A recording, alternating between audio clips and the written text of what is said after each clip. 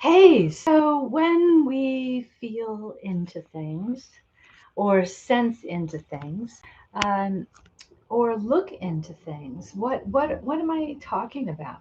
We're using our inner senses, and one of the things we're going to be doing is feeling into, sensing the emotional substrate in a situation. You know what that is like when you walk into a room where two people have been fighting. You can feel the tension. You might even feel that in a room that's empty, and you might feel what's left over in that. Think about a church, walking into a chapel or a church. You may feel the seriousness, the purposeful intentions that have been laid down in that room or building. We look into things when we use our inner vision. We're feeling into things when we're using our inner senses. And we also need to gather the information about our emotional sense, what we're bringing to a situation. Hi, I'm Fran Gallagher. I'm your guide to relationships, intuition, and meditation. And I want to talk with you about your inner senses. These are the senses you use in your inner world. You may not have even ever thought about that, but how do you experience your dreams? You're using inner senses. How do you imagine your day or imagine an outcome? You're using your inner senses. We can have all of the inner senses, or we may just have one or just a couple. Uh, this means that any way that we sense the external world, we can use that way to sense the internal world. It's just about learning to pay attention, learning to experience what we experience, and then experience how we experience that, the means of that experience. And then once we know what our inner senses are, we can develop them or be on the lookout for additional inner senses. I remember when I first fully realized that I had inner smell, for instance. The first time I was working with a client, and the client was mentioning their spouse, and I was flooded. This was on the phone, and I was flooded with the smell of marijuana. And so I associated the marijuana with that person's spouse, and I said, "Does your spouse smoke a lot of marijuana?" And the person said, "Yes." Now, I'm not any kind of um, I'm not against smoking marijuana. That's not what I'm talking about. But this spouse was smoking a great deal of marijuana. Otherwise, I probably wouldn't have sensed it. And that was actually interfering in that person's functioning, especially in their functioning within the relationship. Uh, then later, there was a teacher of mine, an amazing healer, and she was, I would say, a little obsessed with her health. She had a really fancy water purifying system. She did amazing things for her health. She had a Pilates reformer in her living room. She was very, very focused on her health. And one day I was talking with her on the phone, which I did from time to time, and I smelled cigarette smoke on the phone. So I asked her, "Are you smoking a cigarette?" And there was a long silence. And then she said, "Well, because I respect you and I want to tell you the truth, yes, I'm smoking a cigarette." And over time, I came to trust my sense of inner smell.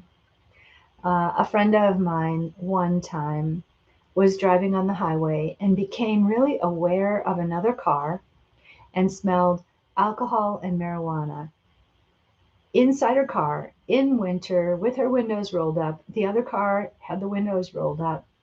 And because of the sense of smell, she got the idea that she should get away from that car. So she passed the car and she saw them swerving then in her rear view mirror. And she realized that because she hadn't put it all together in those seconds, she realized that they were smoking and drinking and they were a danger. So, or they had been smoking and drinking. So I want you to start to notice your experience because I'll tell you what the biggest problem is for all of us is not that we aren't intuitive. It is that we are dismissing what our inner senses are bringing to us because no one has ever taught us to pay attention to them and respect them. I recently had a new client and I was telling this person, we really have to respect what you are getting in this situation. And the person is getting these mixed messages that include fear. And I think we really need to respect when we, especially, are getting mixed messages, because we may be trying to figure it out and blaming ourselves for our confusion, when in fact the situation is inherently confusing. I want you to notice right now, if you close your eyes and just imagine how you're going to feel at the end of this day. We did this in my masterclass yesterday.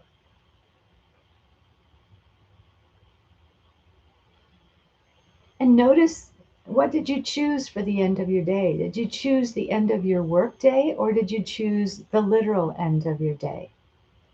Neither one is right. Just notice what you chose.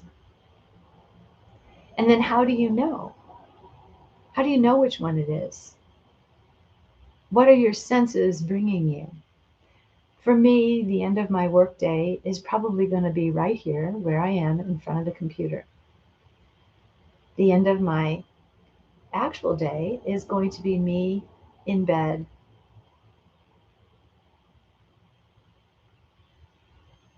What do you feel?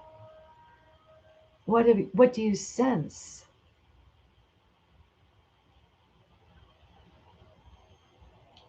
What's the visual? What do you hear?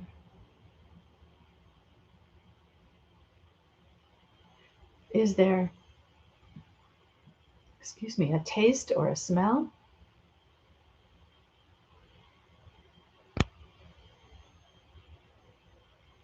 Right now, what you are doing is you are gathering sensory input about the possibilities and probabilities of the situation hours from now.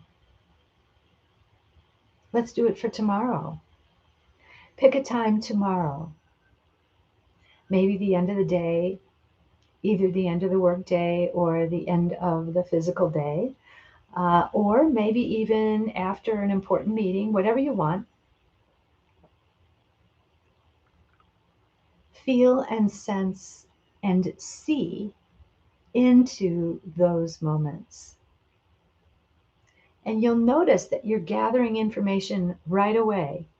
And that some of it is based on logic. So if it's the end of your physical day, you are probably putting into your physical database what you know would be at the end of your physical day, or what would be likely at the end of your physical day. If you're highly visual, you might start there. If you're using the knowing, there's just a knowing about where you are in time and space.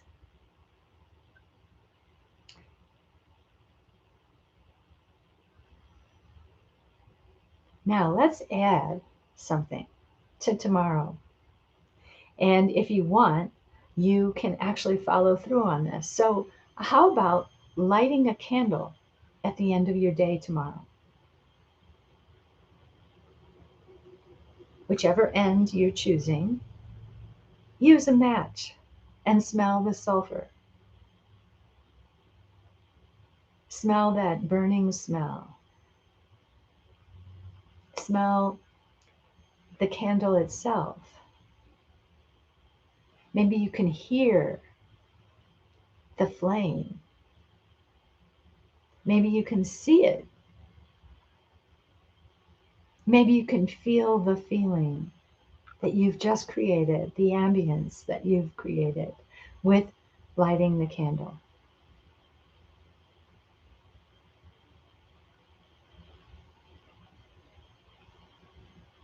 And then see if you can follow through tomorrow and light a candle at the end of your day. So thank you for joining me.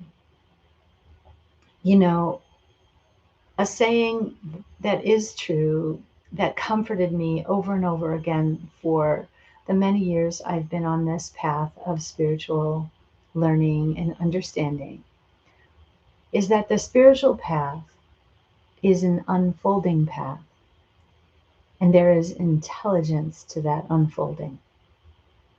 You got this. You're good to go. Thanks for joining me. Oh, and you should join me in 40 minutes. Noon Mountain is my next masterclass on Facebook. There's the link. You can't just get on Facebook, you have to register through the link. And I won't be on here. Tomorrow is Zoom at Noon Mountain, and today is Facebook. So I'd love to have you there. Bye bye.